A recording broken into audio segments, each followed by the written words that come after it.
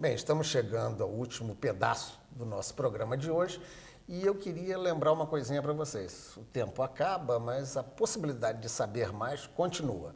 Nós temos no www.tomeciencia.com.br indicações que os nossos convidados nos dão e que ali colocamos para que você possa aprofundar um pouco mais o conhecimento, completar coisas e curiosidades que eventualmente nós não tenhamos tratado até pelo tamanho. Óbvio está que a recomendação das obras inteiras de Freud seria o mínimo que eles fariam, mas existem outras coisas mais simples e menos densas, talvez, para que vocês possam aprofundar. E se vocês tiverem alguma ideia ou sugestão para o programa, anote aí, ideias@tomeciencia.com.br. Bem, continuemos, Shebab. Afinal, nós paramos com aquela questão da formação da escolha. Que cuidados deve ter uma pessoa que queira fazer uma análise para procurar? Todos e nenhum. Como é que é isso? Porque você não pode, de modo algum, tomar todos os cuidados, senão você fica paralisado. Então há um momento que você diz, bom, eu vou na inclinação. Geralmente você chega a um profissional através de alguém que você viu que se tratou com aquela pessoa e que foi bem sucedido, ou você conheceu a pessoa, o analista, fazendo uma palestra ou dando um curso e gostou do enfoque dele. Agora, essas formas, vamos dizer assim, não institucionais de escolha, elas não são as que funcionam na prática, a não ser na assim terrível chamada psicanálise didática. Porque aí você tem que se sujeitar a se tratar com um analista que seja didata. Sim, mas aí no caso da formação. Dá. Sim.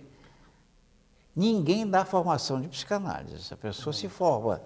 Agora, o analista didata se empenha em tornar a análise da pessoa mais em conformidade com aquilo que ela aspira, né? E o que determina se aquele analista tem essa capacidade de ser didata ou não? Não tem. Aí é esse conhecimento dos pares. É a respeitabilidade da trajetória. Por aí, né? Joel, você tem uma trajetória além da psicanálise acadêmica, né? Você está dentro da universidade, mas ao mesmo tempo você acha que essa não é a solução, né?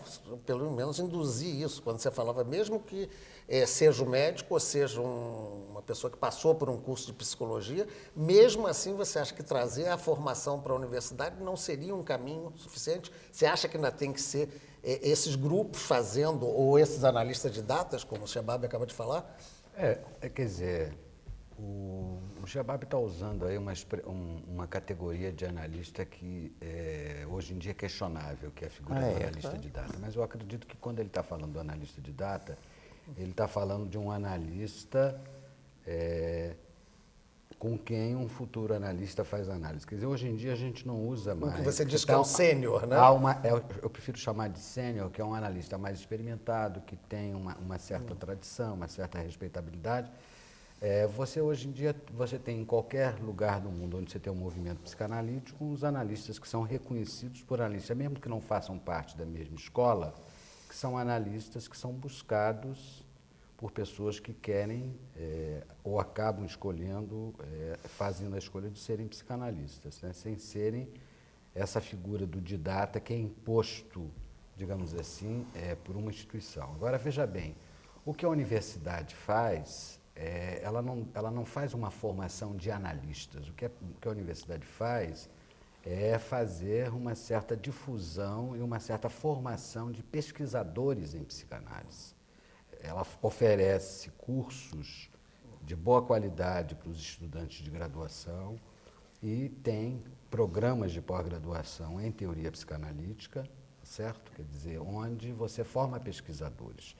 Um bom pesquisador em psicanálise não quer dizer que ele seja um bom psicanalista, tá?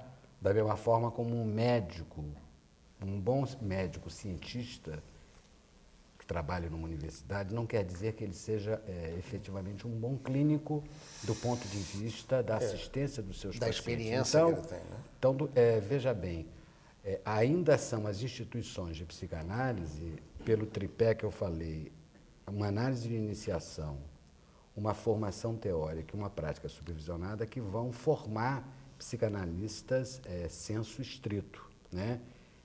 O que a universidade faz é formar pesquisadores em psicanálise. A contribuição que a psicanálise deu, me parece, para as instituições de psicanálise, foi o fato de que, na medida em que ela dá um conhecimento teórico de pesquisa mais elaborado, ela teve um feedback sobre as instituições de psicanálise, exigindo que as instituições de psicanálise melhorassem o nível da formação teórica e a qualidade dos analistas. Essa foi a contribuição que a psicanálise na universidade deu para as instituições de psicanálise. E a formação dos analistas. Para a formação dos analistas. Foi especificamente essa. Agora, a função da universidade é de disseminação do saber e formação de pesquisadores, não de formação de psicanalistas. Certo. Um aspecto, Miguel, que me chama a atenção é vocês, quando falam na necessidade do estudo, do aprofundamento, e evidentemente, quanto mais experiência, mais qualidade que teria-se para ajudar as pessoas. Vamos inverter. Você acha que todo mundo tem que fazer análise ou merece fazer, até os cursos que tem? Ou que indicações você daria? Até porque você fica vendo ali, puxa, esse troço é importante, eu que não fiz, estou menor do que quem fez. Quais são os critérios que você indica para... Eu vou tentar dizer isso de uma forma bastante coloquial, né? Eu, enfim, acredito que, enfim, em primeiro lugar, que essa afirmação de que todos precisem de análise seja uma afirmação falsa. Certo. Eu queria dizer assim, dessa forma direta mesmo.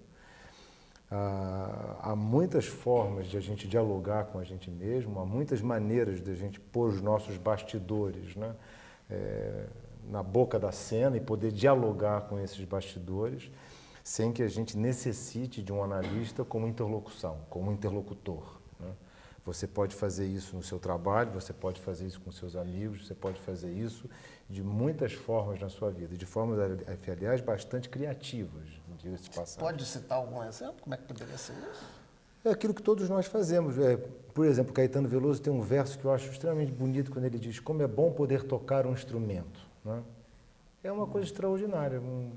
Numa tarde de uma tristeza qualquer, enfim, se você ser capaz de, enfim, pegar um violão e você tocar violão, e você brincar naquele violão, e ali você conseguir falar de algum modo das expressar coisas que, claro, expressar de alguma forma daquilo que está te afetando, né?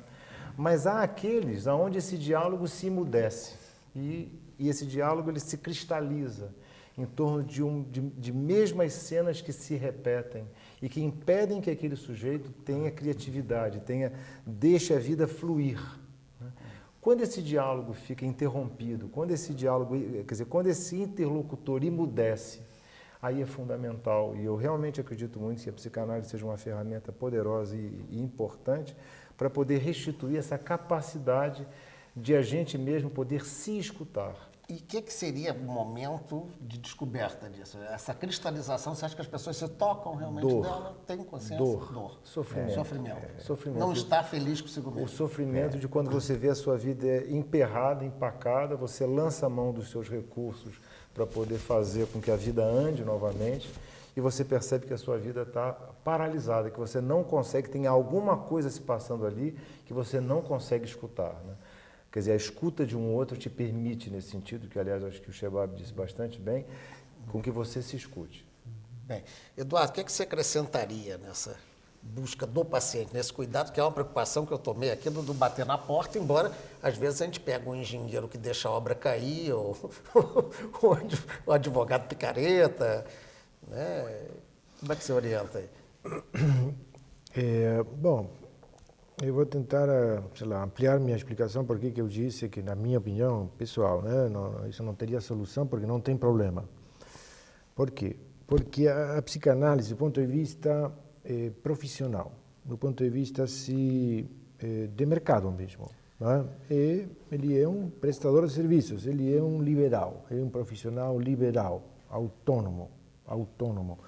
Talvez, do ponto de vista da autonomia, ele seja o mais autônomo dos liberais, não é? Por quê? Porque dentro de, estamos falando agora há pouco, outros liberais, como ser o advogado, o próprio médico, etc., como que o paciente está garantido, o Miguel estava comentando antes, para acertar com a escolha. Então, com o psicanalista é pior ainda, não é? Porque não tem sequer a condição da formação universitária. Não tem a condição de ter um reconhecimento por parte do Estado. Ele não tem nenhuma condição. A autonomia dele é quase que absoluta, pelo menos era até agora. Não é? Então, como que se sustenta tudo isto? Eu repito, no meu caso é mais radical ainda, porque ainda por cima, além de liberal e autônomo, eu sou independente, quer dizer que no momento não pertenço a uma instituição psicanalítica e eu não sou diferentemente tratado por causa disso. Tá? Deixa eu aproveitar, porque nós estamos no finalzinho do programa, e eu me lembrei quando citei aqui, analista institucional, explica rapidinho para a gente o que é isso. Analista institucional, senão vai ficar isso. Você mesmo tinha dito, né? Bom, então quer dizer que tem analistas que não trabalham só com pessoas. Mas não exatamente com pessoas, não trabalha só com indivíduos, diria eu. Trabalha também com grupos e trabalha com coletivos, trabalha com o social, trabalha com instituições. Instituições não no sentido de estabelecimento institucional, mas com aquilo que seja o conceito de instituição. No caso, ele vai trabalhar pelo instituinte, por aquilo que vai instituir alguma coisa contra o que já está instituído nesta instituição. Você analisa, na verdade, vai ver se eu entendi, as relações que se estabelecem entre pessoas, no caso, e que viram um elemento a mais. Determinadas pela instituição e não pelas pessoas. Perfeito. Por essa pressão social, no caso. Também, né? Sim, considerando que as próprias instituições são organizações do social. Então, tem certas utopias nesta análise. É claro que não é uma derivação da psicanálise, toma elementos da psicanálise, mas não tem que ser considerado como uma derivação ou como uma aplicação da psicanálise, não é, tem outras fontes também. Trabalha com certas utopias, como ser a autogestão e autoanálise da própria instituição, e ele próprio, o analista, não encarna a própria atividade analítica. Ele pode, por exemplo, apontar certos analisadores, que são fenômenos institucionais, ou pessoas, ou documentos, ou coisas que acontecem dentro da instituição, que permitem analisar o que está acontecendo lá. Bem, eu lamento só não ter mais tempo, porque o papo estava bom. Eu quero agradecer ao Eduardo Lossicha, ao Joel Birman, ao Wilson Shebab e ao Miguel Calmon, todos psicanalistas, essa oportunidade de nos deixar conhecer um pouco mais desse assunto. E vou me dar a liberdade aqui de fazer uma reflexão final que a presença deles me enseja. É bom a gente ser um pouquinho mais consciente e pensar um pouco e ganhar conhecimento. É o que a gente pretende com o Tome Ciência. Até a próxima semana.